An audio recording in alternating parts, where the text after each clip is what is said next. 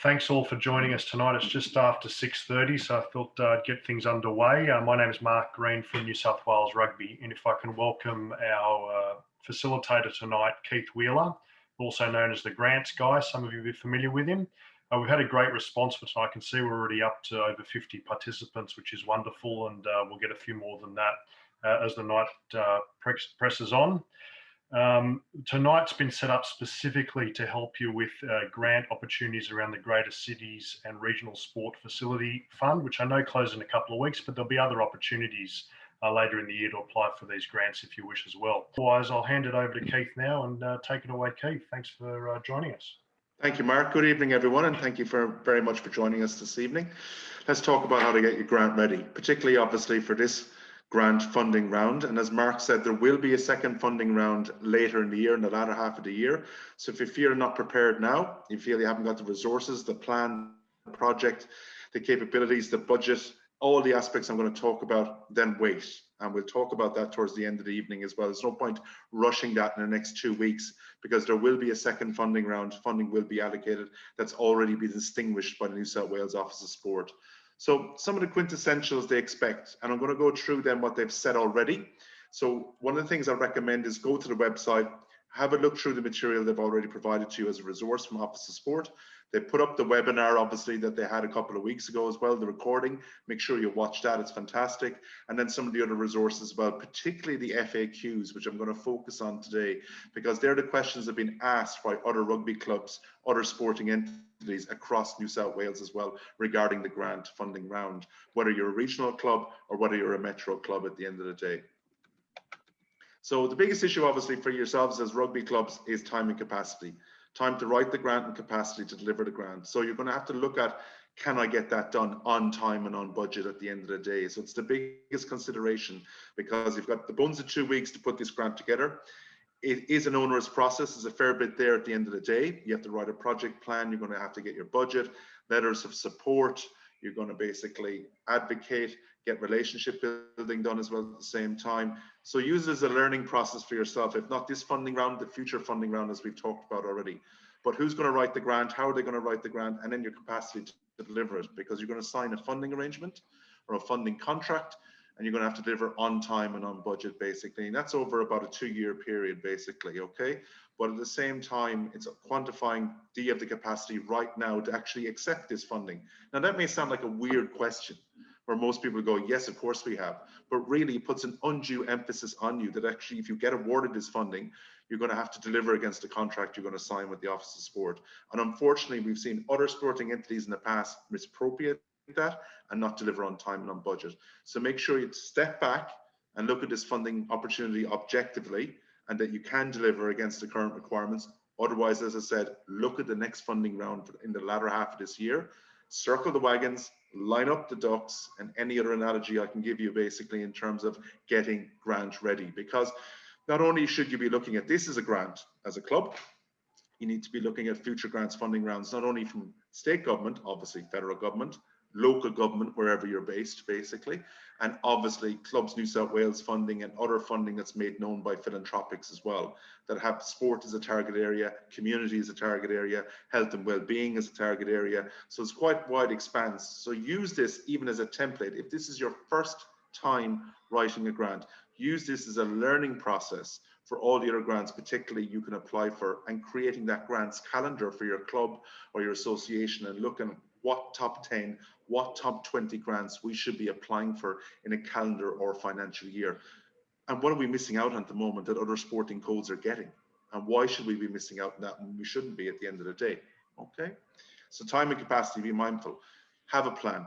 The expectation, and they already tell you that they want a project plan, which they've embedded the template for in this grant application. But the expectation in any grant funding round, private sector or public sector, is you're extrapolating from 3 policy documents: your business plan, your project plan, and your CapEx, your budget.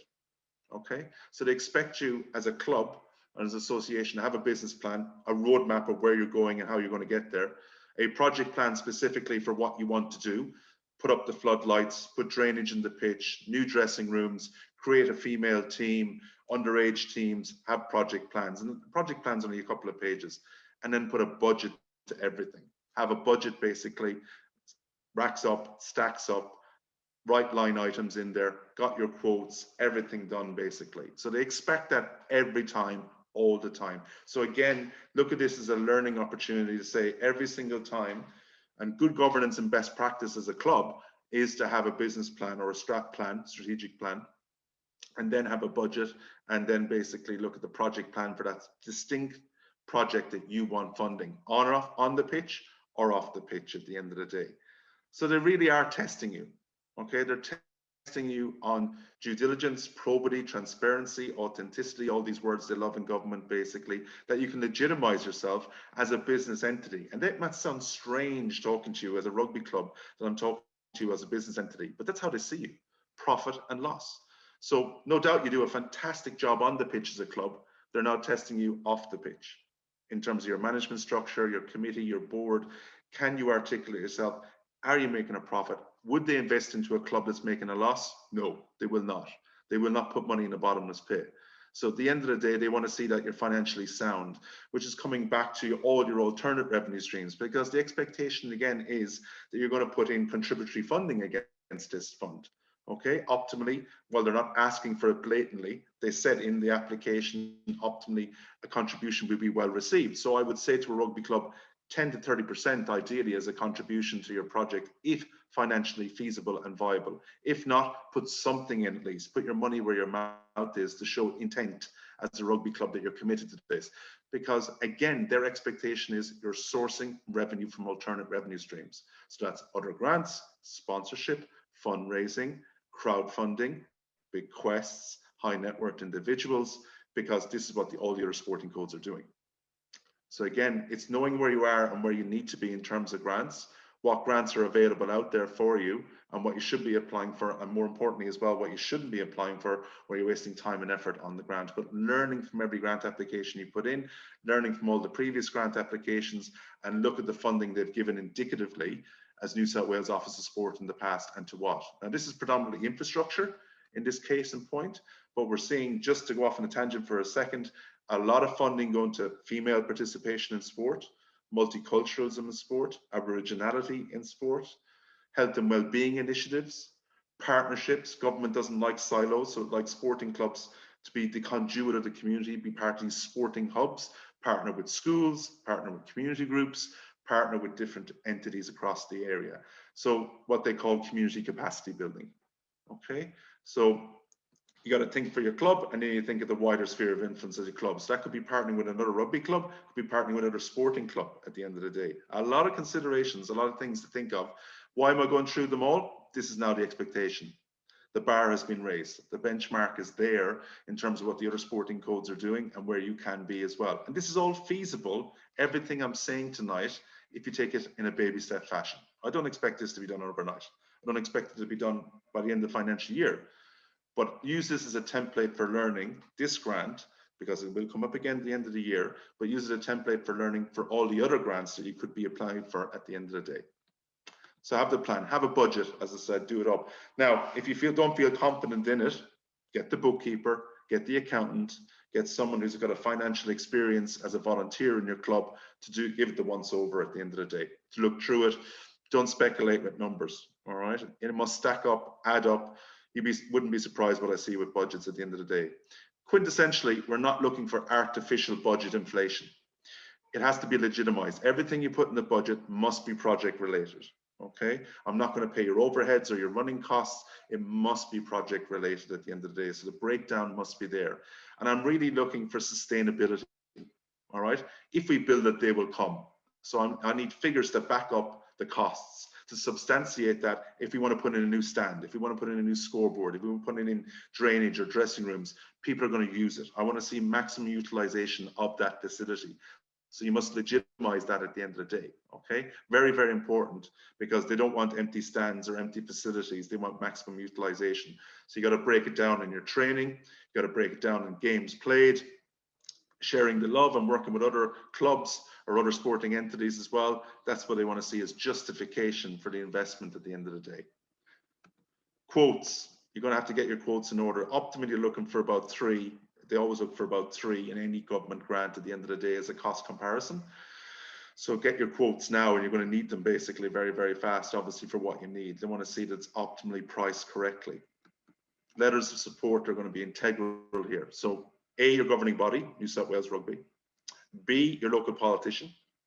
Okay, so that could be state or federal, particularly state, as it's a state government grant, but federal is always good as well, basically. And A, another, so that could be local council, that could be another government entity, could be a position of authority or a community partnership we have with another entity at the end of the day, or another sporting organization. That's what I see. Again, I would limit to about 3 as letters of support, but integral is your governing body, so New South Wales Rugby. 2 would be the politician, state and federal, state being the first preference, basically. And then if you're on Crown land or on council land, you need a letter of support from them. You need dispensation from them. So that's whether the local government authority or the Crown, basically, depending where you're sitting. So everyone's chasing to get those now. They're going to be oversubscribed. So I get onto that tomorrow if you're going to be applying, because I know all the potties are getting inundated at the moment, basically, with letters of support. Also, the expectation with the letter of support is that you draft it. They're not going to draft it for you. So you draft the letter of support, put together the wording, not just the wording of we support this, but we support this why. That's what you're going to have to put in. You don't want just a generic we support this signed Keith Whelan. You want this as the politician to be saying this is integral, we totally justified it, it's much needed, it's been a long time coming, etc., etc., etc. Break down their support. You need to, and you're going to expect it, as I said, to write this for them. Now, we're talking about 3 or 4 paragraphs in letter of support. They're going to read through it for themselves as a politician before signing off on it at the end of the day. So if you're going to get the generic one from New South Wales Rugby or generic one from another entity, you need to balance that with the specific one, particularly from the state politician at the end of the day. Now, they've broken it down. And what I've done here basically is I've highlighted here in bold what I would be focusing on in my application, what I would be stressing on, and how you correlate to what they want to achieve as a New South Wales state government entity is what you want to achieve as a rugby club. You need to be singing off the same hymn sheet here. There needs to be a correlation in the ask. So what they want to achieve is what you want to achieve. If you write the grant application on behalf of yourself, you're not going to get the grant. If you start talking about yourself, you're not going to get the grant. If you start talking about basically what you're aligning to what the Office of Sport want to achieve and what they see for sport overall, let alone rugby, you have a very good chance of getting the grant. So they talk about healthy, active, and connected. They're really concerned about health and well-being initiatives. It's a big issue with obesity in society. They see sport as the natural conduit or combatant to that. They see sport as the religion of society, which it is. It's what brings us together, our club, our group. So you need to accentuate that and enjoy and take part in sports. So it's participatory nature. They want to see how many people are in your club, how many people are joining your club, that your club is growing in capacity. So growing capacity means identifiable need for future resources, needs, infrastructure, etc., etc. Develop quality core sport infrastructure. So again, it's much needed. You haven't had anything the like before. If you had something before, it's fallen into a state of dilapidation and it hasn't been looked at since 1985. Current and future needs, you factored in, as I said, the demographical growth, the geographical growth of the community, and that means more people likely to join the rugby club, which means more utilization of facility, which means better facilities. And it's well designed and utilized and improves that sporting infrastructure. So I need version 2.0, as I said, a product or service offering that needs to be enhanced to your facility. Directly impact and support participation. That's what I want to see. More people playing rugby. That's what you got to justify to them at the end of the day. This is all based on stats and facts, tangible data that can't be argued against. Assessors love stats and facts. Okay, so that's anything from the census, the ABS, the sport development plan that's been created by basically anyone in council, any surveys, questionnaires, data, Survey Monkey that you've done yourself on terms of the growth of sport that can be tapped into, basically, that you can utilize at the end of the day. That's integral because they expect you to understand your area and they expect to understand basically why people are joining the rugby club and what are you doing to increase participation in the rugby club and the sport. So directly impact the sport participation and performance opportunities in sport on all levels. So again, if you build it, they will come, but it increases the opportunity. Let's say you're going to put in a stand, you're going to put in better dressing rooms at your facility. That will obviously allow for district championships, state championships, national championships to take place at your facility. It could be used as a training camp by semi-professional or professional sporting entities, obviously in the rugby union framework. That's what they're looking at. Greater transition, greater translation, what else can be done and how it can be used as a facility, how it enhances the product offering of that as a facility at the end of the day, basically. So separate changing rooms for females, basically, disability access, greater lighting, so it opens up more training opportunities in the evenings, basically, and in the weekends, potentially. All these different things they're looking at. Ground sharing, if that's going to be something there. You know, sit down, do the mind map for yourself, put yourself in the middle as a rugby club and think about what can I do, what should I be doing, and what I'm expected to be doing from New South Wales Office of Sport. Value for money. It's government's favourite acronym, VFM. You need to be showing them all the time, every time, that this is a great investment opportunity in your grant application. They haven't funded something like this in the past in the area, and if they have, it's been a while ago. It's been a long time to see drinks, and they need to look at funding it again. And again, they would expect that if you're putting together an infrastructure, that you would done a needs analysis, and you would have broken down that basically you would show them indicatively the new architecture drawings, the design drawings. That's why they're asking for an aerial photograph, basically, which is not just Google Maps. Ideally, it's imagery they're looking for of basically where you are, the location, the access points to your facility. Is there sufficient car parking? Is there disability access? If you need a new stand, pictures to show the dilapidated state of the stand, basically, the breakdown of that. You've had a surveyor out, you've had an architect out say, yeah, this is an OH&S risk, and basically it's no longer viable. Anything at all to justify the need, which means justifying the ask at the end of the day. So make a statement and back it up in a grant application. So don't be generic, give them tangible data that they can't argue against and tangible proof and evidence that they can't argue against at the end of the day. And then you got to quantify the usage, obviously. If you build it, they will come. That's what they're interested in, but that's value for money for them. So they're allocating 25 million in round one. It'll be interesting to see what's left in the kitty for round two, but probably around the same, to be honest with you. So it provides grants between $100,000 to $1 million. Okay. If the projects go beyond $1 million, a 25% financial co-contribution is requested. I would still suggest to you that if you're putting in under $1 million, put in something, not to the level of 25%, maybe 10%. Okay. It shows putting your money where your mouth is, which is going to be an awful lot of help. And for all other projects, a financial co-contribution will be considered favorably. There it is in black and white, as I've just said.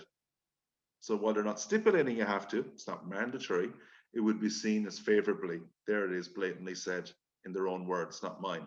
So optimally 5-10% contribution, put in what you can, but it's financially feasible for your club to do. All right, don't do it if it's not. There's no point bankrolling something you can't afford. Okay. So the key objectives of the fund are to increase number and type of sporting facilities in New South Wales, improve the standard of existing facilities, and increase participation in your sporting code. You need to be fitting into one of those or all of those, your choice. Okay, I wouldn't be doing all, to be honest with you. I'd be picking one, because doing all is huge, obviously, is an undertaking.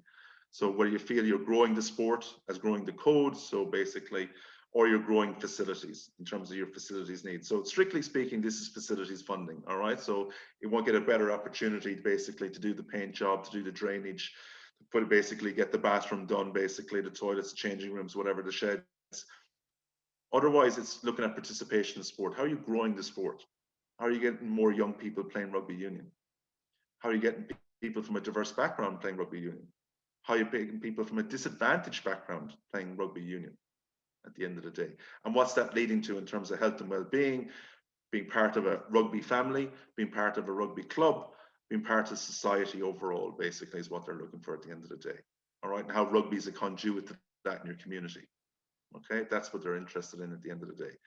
And saying that for the clubs that are in the regions outside of Sydney Metro, while Sydney Metro will always be a concerted focus because of the growth and size of the city and the suburbs, regional and rural has been a huge focal point at the moment for state and federal government. So you got to optimize that. And you're going to say, look, we don't have the same capacity of resources as the city. We need to be looking at something here. Basically, we're on a floodplain. We've got major drainage issues. Basically, there's always something flooding, basically. So one good rain and we're washed out for the weekend. We got all our fixtures pushed back. You got to be talking about the quantifiable need there, but you must justify it at the end of the day, how you're potentially at a disadvantage being in rural, regional, as much as you could be disadvantaged in metro as well at the same time. Projects that must have DA approval as part of their application demonstrate that DA is not required. And what I mean by shovel ready and what they mean by shovel ready is everything, all those ducks need to be lined up in an order, as I said. All the policy documents, the DA has been sanctioned, basically, it's not pending, it's actually approved. And if you're a DA exempt, you need that letter obviously from council basically, or from the Crown to say that you're DA exempt basically, because a letter from council would be appropriate evidence to substantiate if the DA is not required, or landowner consent is also required basically if it's in private hands. Okay, now this is going to be a stumbling block for a lot of applicants. I'll be blatant about that right now basically, because it's too late in the day obviously to submit a DA now. So again, maybe look at the next funding round, because you're not going to get a DA sanctioned and approved by council in the next 2 weeks. Okay, so it's either in the back pocket, or realistically you're going to have to wait till the next funding round basically, or demonstrate it's not required, or demonstrate it's in private ownership at the end of the day. So inclusive design is basically a phrase they've interestingly used, what I want to highlight because it came up in the FAQs and it came up in the webinar. And inclusive design keeps diversity and uniqueness of each individual in mind. So they want social cohesion, social inclusion, that as many different people from across society, young and old, male and female, can come and play rugby at your facility, because you've got the resources, the facility infrastructure, the capabilities to service that need. So this is becoming more and more predominant with government basically. They want this social inclusiveness, social cohesiveness. We're coming together as Australians to play the game of rugby union. So that's what they want to see. Okay, and they've given guidelines there as well of where you can go and resource and reference those policy documents basically as guidelines to what they want to see happening in sport.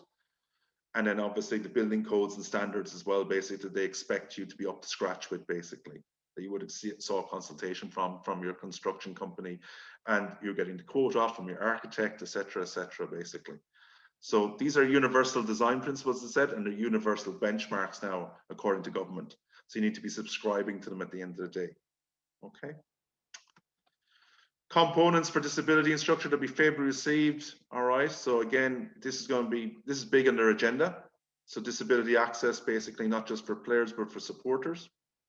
So again, you need to be thinking about that in terms of wheelchair access, disability access, all these components, wheelchair, disability toilets, all those components, car parking, all those things they want to see. This is high in their agenda, everything they're putting together. And this is what they're putting money out for at the end of the day, because they want greater access basically across the board for society and people with an intellectual and physical disability as well. Be mindful of it. Doesn't mean necessarily you have to just put it in. You shouldn't put it in if it's just tokenistic, obviously. So it has to be part of your modus operandi as a club. This is part of your master plan, or this is part of your strat plan, that you want to incorporate that as well. And I would say the same, obviously, for female. It's not about creating a female team just for the sake of creating a female team, just for the sake of getting a grant. It's really that it's been part of your master plan to always have a female teams at underage and at all levels of the game, basically, as a club. No obligation to do that, but again, if you're going to go down that road, basically, you're going to have to clearly stipulate them that you've thought about this before the grant was offered. And you're going to say that the grant will help us build that team, obviously, at the end of the day. Are you going to provide any guidance on the meaning and phrases of facilities of women's and girls' sports? Again, you see, this has been highlighted, and I've worked with a number of other sporting organisations in the past 12 months in New South Wales about this. This Her Sport, Her Way is huge for government at New South Wales level. And it's something as a policy document that if you want to be inclusive in terms of having a female team or having female teams within your club, you need to be reading this, because this is the hymn sheet that government are singing off themselves. So they expect you to be extrapolating from this, not copy and paste, but utilize, don't plagiarize from this actual policy document and incorporate it into why you're putting together a female team, why it's been co-designed, that's safe, accessible, fitness for purpose, and they'll have their own facilities as well within the club at the end of the day. Okay, so this is a real big ticket item for them. Outside of infrastructure, female participation in sport. Okay, again, consider it.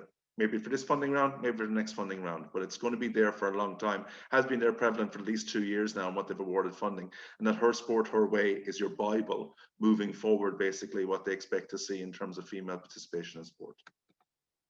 So successful and unsuccessful applicants will be notified at the same time. That's going to be happening around April. Okay, so it's good to see that. Then they expect contracts to be going out around May or June, and you'll be starting to deliver then thereafter, basically. Okay, the timeline will be stipulated to you. In fact, it's on the website anyway. You can go through it. They've laid it out for themselves in FAQs. You can follow the timeline of what you expect to be doing. So what government expects is this program logic mentality. What do I mean by that? A staged approach. Okay, so they're going to evaluate everything you're going to do. They expect you to be evaluating everything you're doing from day one, not day end. So you expect you to be continuing to do that, because what you delete is project objectives, what you need to modify, what you need to enhance. They want you to learn from this process as much as they want you to do this process at the same time as well. So you're going to be sticking by their timeline. It's going to be rigid enough. They're going to have some latitude there, obviously, over the year or 2 years, get the project done. So you'll have time, but don't be chasing your tail at the end of the day. Okay. So projects must commence this year. Physical construction works are expected to commence within 6 months of signing the contract, so by end of calendar year. Projects are expected to be completed within 2 years of the signing the funding agreement, and expect to be executed in May, June, as I said, when the contracts are going to be signed, when you're going to start works. So you got basically 2 years to get it done, but you have to start it within the first 6 months. Okay, so nice bandwidth there, nice bit of latitude to get it done, but be proactive rather than reactive at the end of the day, because they will be checking up on you, and they will be potentially coming out and do site visits as they normally do as well, but infrastructure work to basically see where you're up to, and they'll expect reports back from you as well. Can you jointly submit an application with council? Well, a single lead applicant is required to submit the application. If successful, will become a grant recipient. Sporting club submits an application, arrange for council to manage the project delivery on behalf of the club. All right, that's where you can bring in council. The application will need to demonstrate any partnership model, including asset management, that would be administrated to deliver the project, including any joint use of agreements. Now, more than likely that if you're going to bring council on board, council want to maximize the utilization of that facility. So if you're going to want to be auspiced by them, if you want to partner with them, council will say, share the love. We're going to use this for other sporting entities. So it's not just you. You'd probably have first dibs and first preference on it for training on a Tuesday and Thursday nights, but we're going to look at sharing this resource and facility. And I'm going to be matter of fact about that. That's going to be council's mindset, because council, if they're going to put skin in the game or monetary in the game, they want to get the most amount of latitude out of it in terms of ground sharing or ground resourcing at the end of the day. Again, a decision for your club, but just be mindful of that and mindful of what's going to happen because of that if you enter into that partnership at the end of the day. In some way, shape or form, obviously, they should be your new best friend if you're not on Crown land or not in private ownership. And even if you are in private ownership of Crown land, I would always be touching base with local government and let them know what you're doing and what you intend to do, just to keep them up to speed, so they can't have a gripe or groan necessarily that you're not inclusive in terms of what's going on for sport in their area. How can you demonstrate that a DA is not required for the project? Is a letter from the CEO enough, or do you need a letter from local council? So it's recommended that all eligible organisations discuss the project scope with their relevant council. That's what I've just been saying. So even either way, talk to them, because they may have surrounding facilities. They may have other pitches around you that they're in charge of, basically, if they're not running your pitch at the end of the day, other amenities, other access points, basically. And obviously require that DA and obtain a letter from council that states their advice. So again, contact the grants unit now if you have any questions around that. Send them an email tomorrow so they can get back to you post haste, basically, around that. If the funding request is relating to upgrades and refurbishment of 2 venues, would 2 applications be required, or can be submitted as 1 application? 2 separate applications will be required. So you're allowed to put in those multiple project applications. Personally, I wouldn't, all right, because it's like double dipping, all right. So it's basically, I'd go 1 identifiable project, 1 identifiable ask. Basically, share the next ask or save the next ask for the next funding round. Okay, so 1 project, well, you can, I would go with 1 identifiable, and then apply the next funding round for the next one. Because again, it's back to the audit, your facilities audit, which they've expected you to do to a degree. And a number of sporting bodies have done that with their clubs and associations, basically the facilities audit of where you are and where you need to be in terms of facilities for your club and for the sport in your region and for the sport in the state, basically, as well. Is the 25% co-contribution based on total project value or grant amount requested? It's based on the grant amount requested. So for all other projects, a financial contribution will be considered favorably, though, as it says. That's the fact sheet is there. So if the total project costs 1.1 million, the grant amount requested is 1 million, maximum granted value, the applicant would need to have a minimum financial co-contribution of $250,000. So it's a chunk of change. Okay, now that can't be in kind, that's actual tangible dollars. Okay, you can still factor in kind in your budget. So what you're putting in pro bono, what you're giving as resources, logistics, people, You know, like volunteers now are worth $25 an hour, according to Volunteering New South Wales, basically. What's it going to cost basically if someone's doing a pro bono work for you, if they're an accountant, a lawyer, and basically an architect, it's whatever their hourly rate is. A builder, if they're going to do a pro bono for you, or at a reduced rate, you need to quantify that as a budgetary line item at the end of the day. So to make an application to the fund, you need to complete either a project plan or business case, as I said. So a detailed project plan for projects total cost under 5 million, a business case for projects with a total cost of 5 million or more. There is a difference. Register a search for your organization through the Office of Sports Grants online website. Register the project. Complete the application by filling in each of the sections, including that plan or business case and the supporting documentation and support about quotes, letters of support, plans, etc. Infographics are big with government now. They love those. Don't put in hyperlinks because they're not going to click on them. They're not going to look at them. Okay. And submit the application on time. No last minute applications. Don't be there at 4:55 p.m. on the 26th of February pressing send and hoping for the best and praying to any deity that you now believe in because it's too late in the day. All right, try and get it in optimally 24 hours in advance if you can. All right, so that's what you're working back now from the 26th of February at 5 p.m. That's when it's due, and there will be no extensions unless the system crashes, and they'll give you probably 48 hours or 72 hours extension because the whole system's in meltdown because there's so many people applying in the last minute, which has been the case and will be the case moving forward. So eligible applications will be assessed against the following. So these are 4 big hitters for me in terms of if I'm planning to apply for this grant, I need to be ticking all these boxes. Strategic justification that's needed in your area. Project scope and inclusive design. The scope of works basically has been appropriate, and the scale and nature of the project, it's feasible for you to do that in the time frame. That you're not going out there and building ANZ Stadium in your locality and you're going, really? That's not going to happen. Project affordability. If it's affordable for them to invest into it, it's affordable for you to do. And project deliverability, you can do it within the 2-year time frame and you can start the project in the first 6 months. That's feasible. Outside of COVID, obviously, and outside of acts of God, they will have a rationale around that. But that's what they expect from you. So you got to make sure you can tick those boxes and do those deliverables. Otherwise, it'll be held to account otherwise. And as I said, you're signing a binding contract of agreement.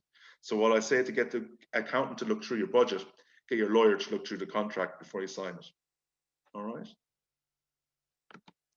What's required from you? That you're building capacity within your sport, within your community.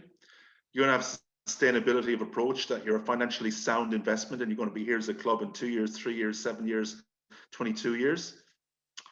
Creating a profile for your business, you're creating a profile of your club. I use the word business, as I said, deliberately because it's profit or loss. That's the way they're looking at you. They're looking at you as a business entity as much as they're looking at you as a sporting club with a sporting contribution to society. Planning your grant application, you show that and reflect that. It's not just a haphazard last minute thought process that you put together on paper. You're proactive, not reactive. So you knew in advance this was coming along, you planned accordingly, and even you have the latitude now to apply for and plan accordingly for round 2. That you're able and you delineate that to them, do the acquittal of the grant, which is the reporting, the evaluation, the auditing. That you're extrapolating from your project plan, your business plan, your capex, your budget in putting this together, and your application connects with me in the Office of Sport, makes sense to give you the money, communicates quite clearly what the ask is, and show me how you're going to deliver on time and on budget. Okay, nice little checklist, print it out, laminate it, stick it on the fridge of the club, because that's what you're going to be abiding for as your checklist. All right, tick every single one of them. What's a successful proposal? Well, a program or project is in the scope of the funding area, what they are giving money for what, rather than what they're not giving money for. Sufficient documentation supported with facts. As I said, make a statement, back it up with evidence. And a project that reflects people's needs and organizational needs. What do I mean by that? I mean, it's not about you as a rugby club, it's about the end user. Your players, your coaches, your administrators, your fans, the community at large. That's who this grant is really for, as much as for the club.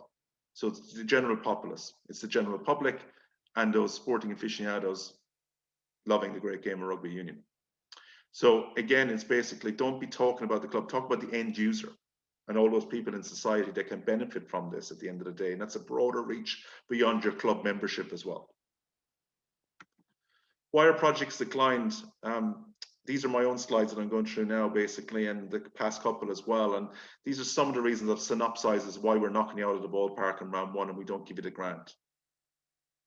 Now, a lot of this is just common sense. This is blatantly obvious. There's nothing here mystifying or rocket science about this at the end of the day. This is where basically I, as a grants assessor, when I've been employed as a grants assessor, go through this and go, no.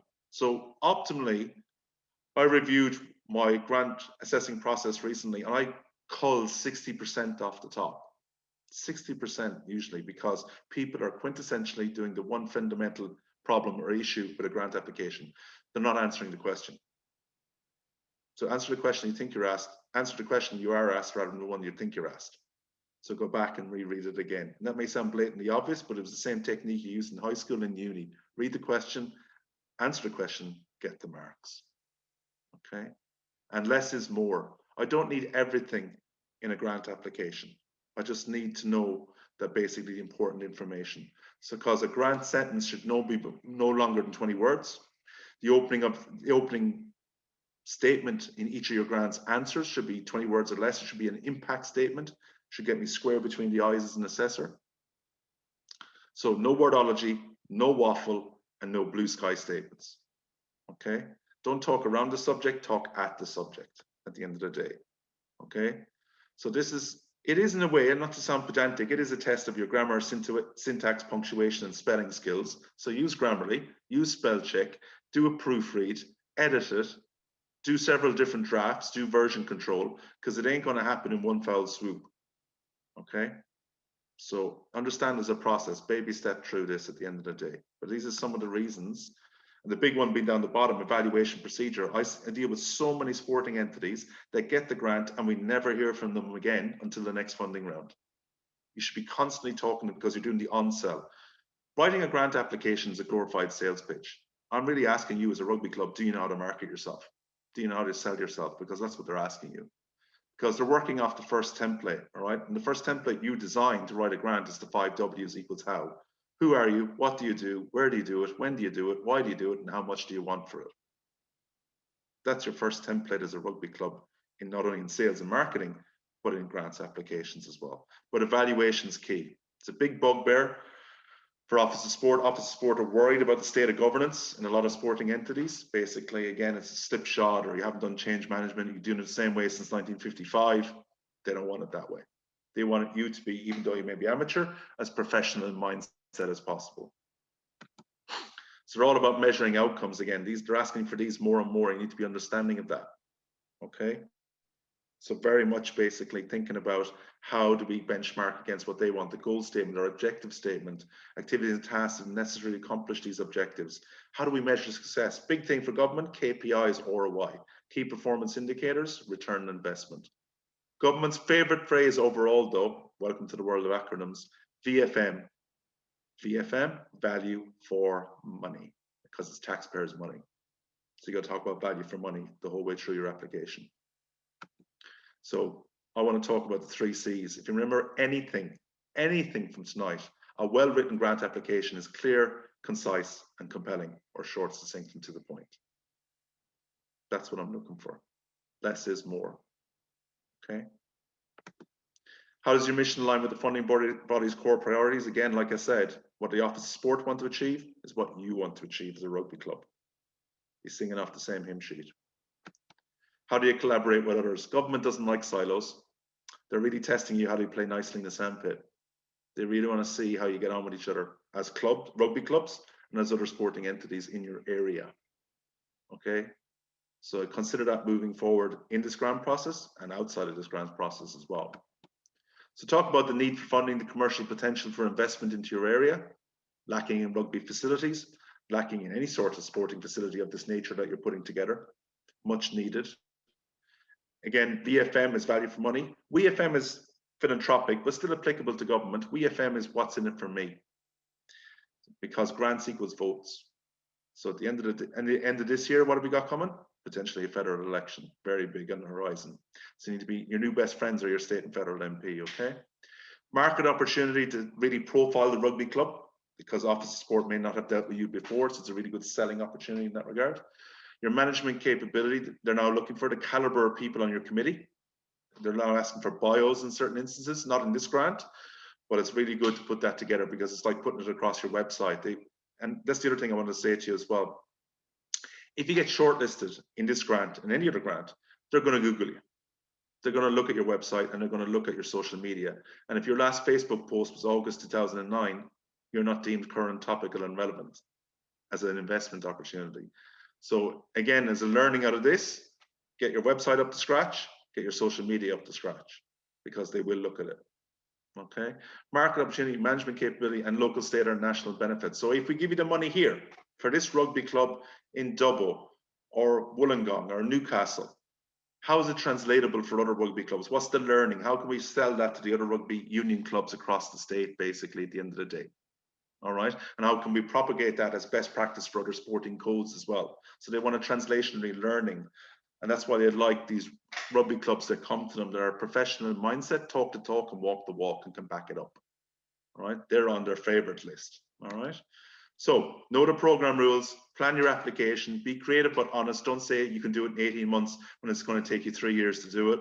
Research successful grants, who they give money to in the past, for what project and how much. Provide the information required, no more, no less.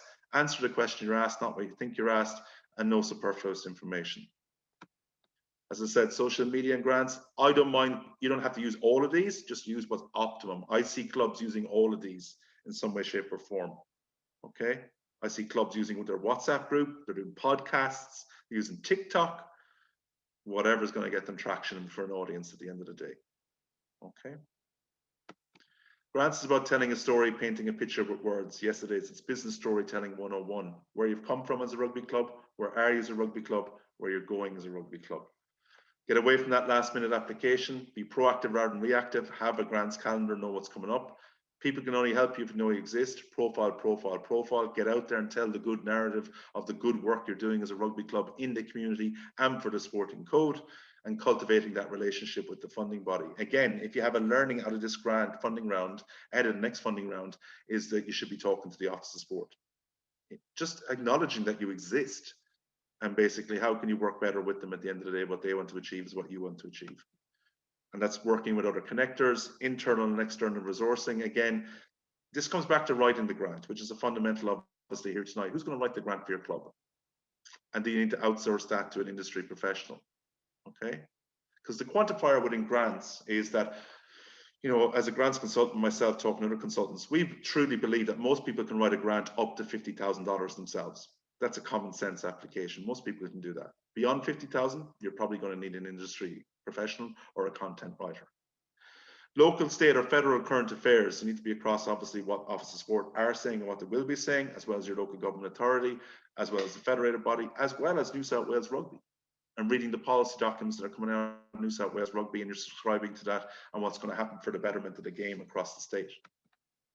As I said, this is your first template. As a club, who are you? What do you do? Where do you do it? When do you do it? Why do you do it? And how much do you want for it? Just break it down. Talk about an investment rather than a gift. Grants are not a handout. They're a tangible investment opportunity. So don't see it as a gift.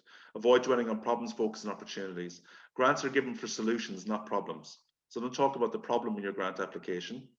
Talk about the solution you're solving as a rugby club to that problem in the game of rugby and in sport in general in your area. And a realistic assessment of the urgency. I know you needed the money yesterday to start the project. As I said, be shovel ready. Don't start the project until you sign the contract. If you do, it's deemed retrospective, null and void, and it's exempt from funding. So project rationale is the big thing they want now. Why this funding is needed. That's why you have to justify this grant application. Why is this money needed? Why now? Why is this infrastructure need to be upgraded? Because it's dilapidated, because it's falling apart, or we don't even have it. Okay. And some of the reasons around that, basically, at the end of the day. So again, just make a statement, back it up. All right.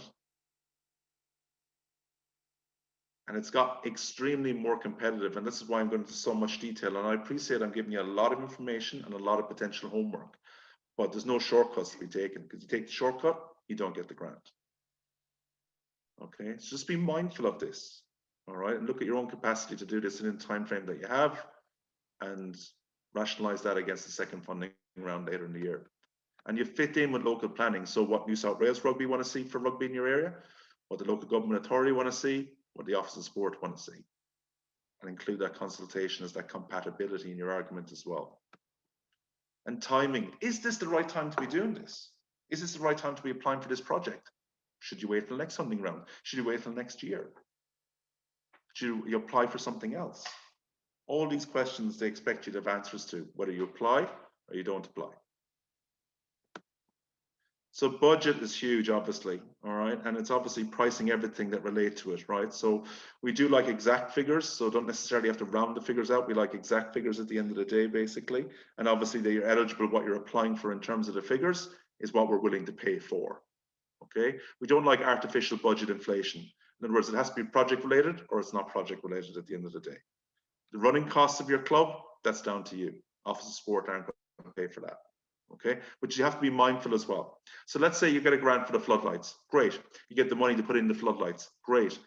But the running costs of the floodlights, that's down to you. Office of Sport aren't going to give you money for that.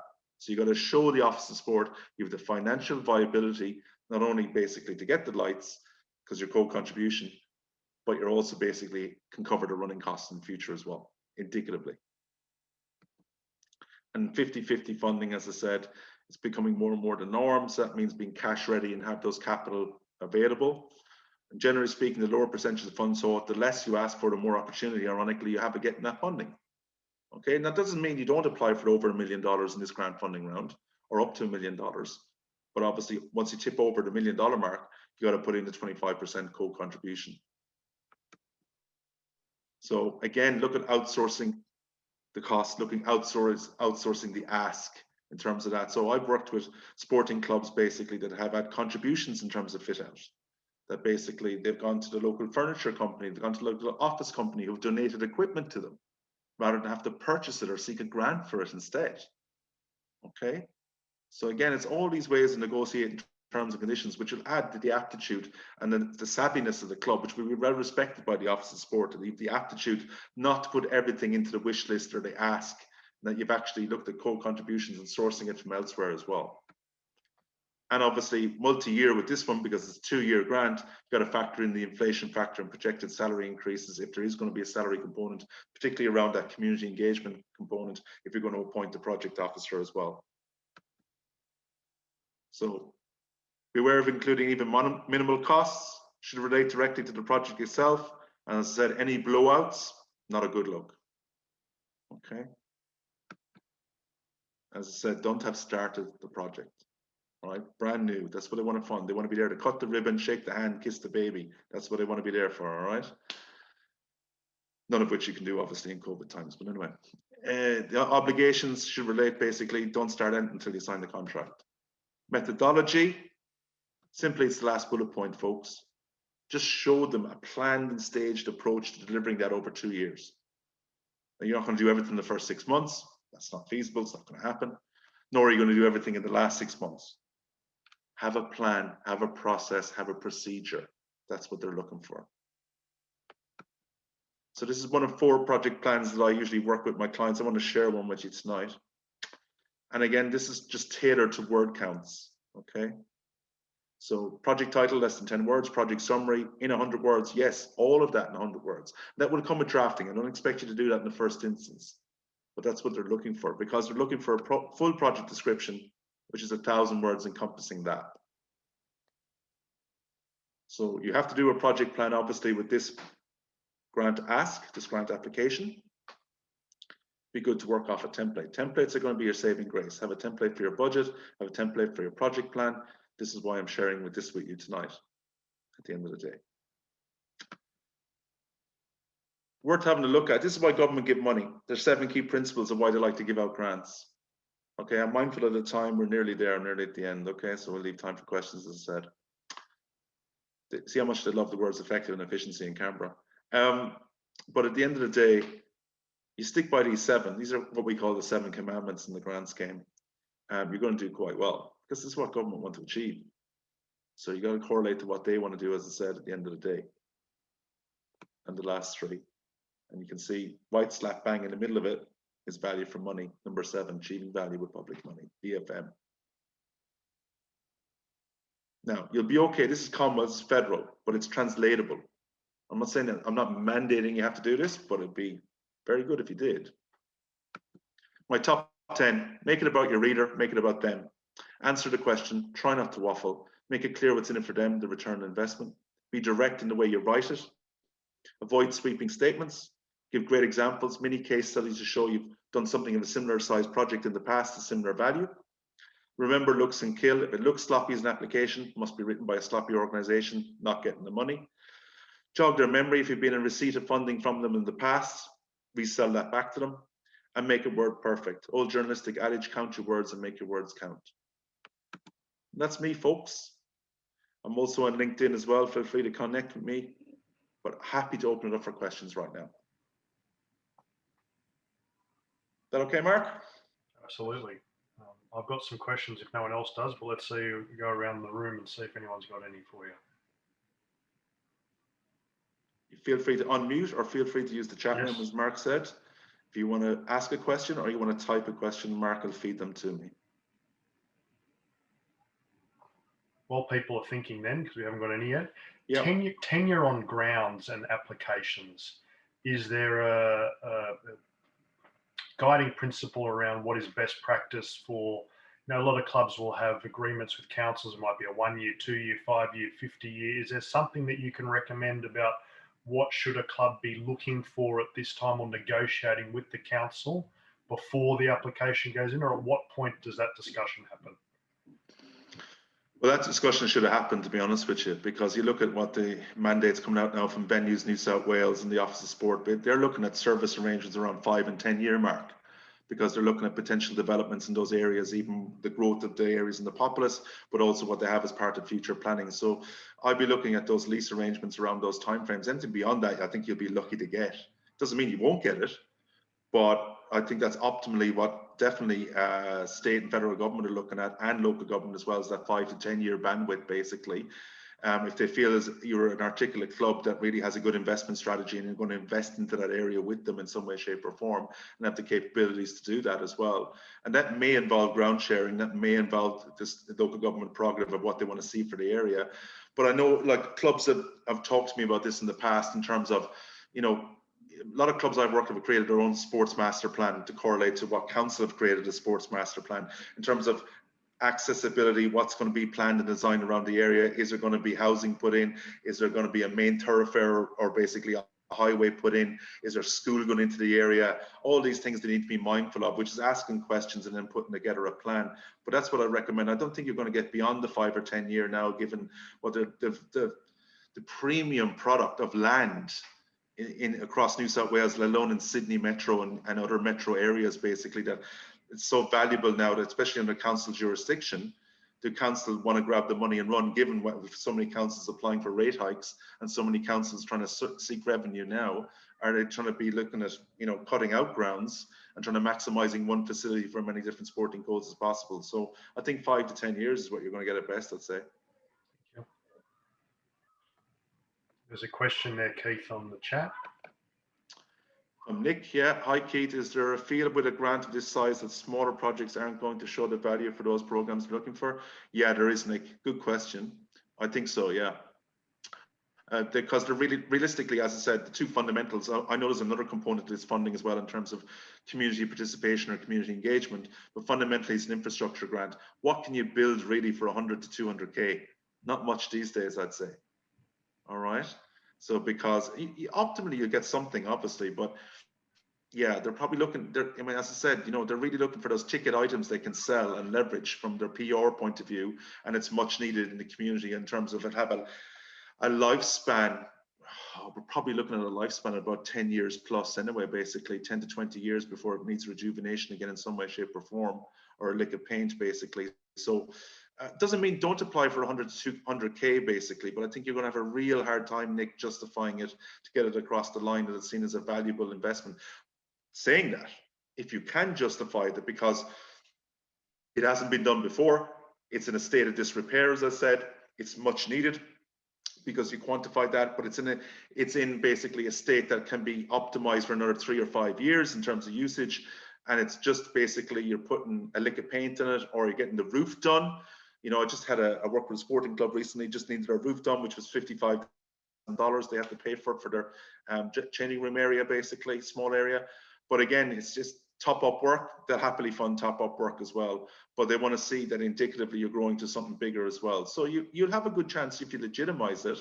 But yeah, they're probably looking for the bigger items, hence the bigger money they're making available, because it's a huge amount of change they're offering at the moment in this funding round, obviously with 250 million across the state, you know. Thanks, Nick. Anyone else got any questions? I've got another one then, Keith. Oh, sorry, go on. Yeah. Darryl Barth here from Tamworth. You talk about the DA, you've got to be ready with DA, which is concept drawings and things like that. But to really do a good budget, you really got to go to the extra expense of construction drawings to be able to do a proper budget. Would you agree with that? There's a considerable expense in that. Yeah, there's no book. So you wouldn't agree that you could try and price concept drawings because you'll only get ballpark figures for that, where you would then have to. So you agree with that? You've got to go to the construction certificate level at least. Yes, you do. The grandstand or something like that. Correct. Right. Thank you. That'll be the minimum expectation, Darryl. Good question. Thank you. Yeah. Thanks for raising it. Very much so. Yeah. So again, is this the optimum time to doing that? Do you have the capability financially or the resources to do that? Is it better to wait for round two? Yep. Thank you. You're welcome. Someone else had a question in the chat room. Is that right? Did I miss out one there? No, is that all right? You're welcome, Nick. Thank you. The thing I do want to say is I don't want to scare you away from this, folks, because it may seem daunting, and it is. Believe me, it is. I haven't done this for so long. There's a lot here. There's a lot of expectation here around this. But you got to. It's like the lotto ticket, you know. You got to be in it to win it. But you got to optimize it as well. That basically, you know what? Maybe next time is better for me. So on that note, Keith, can you put into perspective, do you have any idea how many people actually apply for a grant like this and how many people get accepted versus rejected? I'll tell you that government are giving indicative they're oversubscribed 12-1 in every funding round they release. So this is going to be huge. You think of all the sporting codes that are going to be applying for this. I mean, I have smaller sport, like I've been in touch with organizations like Croquet New South Wales. I've been in touch with Table Tennis New South Wales. I've been in touch with lawn bowls who've all talked to me about this basically. So we have the smaller periphery sports, not one of the big 5 or 6 of which Reunion are part of basically. The smaller ones are going to be applying for this as well. Lacrosse have been in touch with me, you know. So there are going to be some good grant applications that simply miss out because of the demand. So your advice in terms of, okay, well, if you miss out this time or you missed out previously or whatever, you just put it in again. Obviously, you have to look at make sure you answer the questions and go through your presentation again. But other than that, there should be no disenchantment, if you like, and they should actually have another go. Is that oh yeah, right? As long as it's not copy and paste. Don't do blatantly put in the same application again, tweak it and twerk it obviously to what it's going to be in the next funding round. But yes, you should always be looking to apply for grant funding. But you should be subscribing that it's just part of your financial leverage or financial structure as a club, and you'd be sourcing revenue from all those other alternate revenue streams that I said at the start. Because that's the expectation. To use an analogy, the government expect the club to bake the cake, and they'll put the cream on top of it. But the cake has to be baked by the club, because they're only putting contributory funding, which is the cream on top of it. They're not going to fund the whole baking of the cake. Anyone getting hungry after that now, or just me? Questions, comments, clarification. So don't be scared about it, right? There's a lot of money, and I work with clubs at all scales and all levels, within rugby and within other sporting codes, who just have a plan, and they're very successful in rolling out that plan in a very tactile way of doing it. And if the right people in their organization to help volunteer and think around that at the end of the day, and think about basically how they can work with government, play with government, and get that funding from government that they so desire and so want, basically. So it has to go somewhere. It might as well go to rugby union. Terrific. Well, if we have no further questions, anyone else? Just can we get a copy of your screen templates, Keith? Can we have those emailed to us, do you think? Well, there you're going to get a copy. You can actually get a copy of the recording, so you can actually manipulate it from there. Thank you. You're welcome. Okay, so yeah, but just from there then, so thank you everyone that's given up their time tonight to be part of this, all the participants. This was the easy part, I think, and as Keith said, is giving you a lot of homework to do. So just on behalf of New South Wales Rugby, thank you for your time, efforts and energy in coming tonight, and obviously then putting in the hard yards post tonight to actually put an application in. As Keith said earlier, we're always available to write letters of support. Yes, I do have a generic off-the-shelf one that I'm happy to give anybody, but if you just give me some dot points, I'm always happy to retrofit those into a proper letter of support on behalf of your club from New South Wales Rugby. You can find us through Erin, who's emailed everyone today with the details. If you send her back a note, she can always find me. We're also obviously happy to give you trends and data analysis, that sort of stuff. We've sent stuff to clubs around your club numbers, as well as, women in your club and that sort of thing. So all you have to do is ask. We can try and give you whatever information that you require. Again, just through Erin is probably the best tack there. We will advise you in the next day or so where this recording is being housed, so you can go back and flick through the screenshots and the invaluable content that Keith's given us tonight. And finally, thank you to Keith for hosting us tonight. Very insightful, very useful, and hopefully everyone got something out of it. So thank you very much, Keith, and we'll look to have more of these in the future. There's certainly a demand for it. So thank you very much for everyone for dialing in. And if you've got any questions post tonight, feel free to reach out to Keith via those contacts, or to New South Wales Rugby via Erin through the contact email that she sent around to everyone today. So thank you very much for your time all. Thank you very much. Thank you. Get that grant. Stay safe. All the best, folks. Good night.